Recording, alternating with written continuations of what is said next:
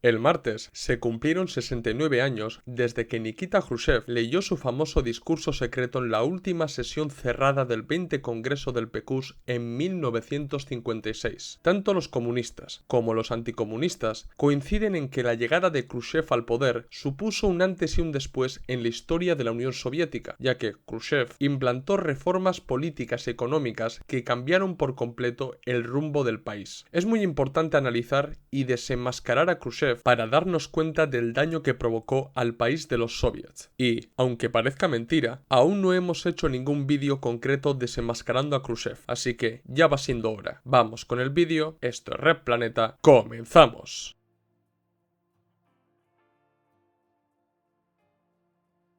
Cuando hacemos vídeos desenmascarando a distintos personajes históricos, solemos hacer un breve esbozo biográfico para que podáis conocer su vida y su trayectoria política. Pero, en el caso de Khrushchev, queremos hacer algo diferente. Creemos que un vídeo de desenmascarando a Khrushchev debe centrarse en su línea de pensamiento revisionista, su política económica, su postura geopolítica y las acciones políticas más destacadas que protagonizó a lo largo de su vida. A fin y al cabo, después de estudiar profundamente a Nikita Khrushchev, nos hemos dado cuenta de que se le conoce mejor a través de estos puntos que con un esbozo biográfico. Así que, para que el vídeo sea entendible y, por qué no decirlo, más ameno, lo vamos a dividir en distintos puntos. Las tretas políticas de Khrushchev. Si repasamos su trayectoria política, veremos que no pertenecía a la vieja guardia bolchevique ni era demasiado conocido dentro del partido hasta que la URSS se consolidó durante los años de Stalin. Es cierto que Khrushchev provenía de una familia trabajadora de la región rusa de Kursk y que trabajó en las minas de la región de Donetsk. Fue en el Donbass donde se politizó y acabó acercándose a los bolcheviques, aunque, como indica su biógrafo William Taubman, Khrushchev no se unió a los bolcheviques hasta 1918 porque al principio era partidario de los mencheviques. De hecho, después de la muerte de Lenin y del inicio de una disputa dentro del partido bolchevique por el control del mismo, Khrushchev se acercó a los opositores de Stalin. Así es, al principio Khrushchev apoyó a la oposición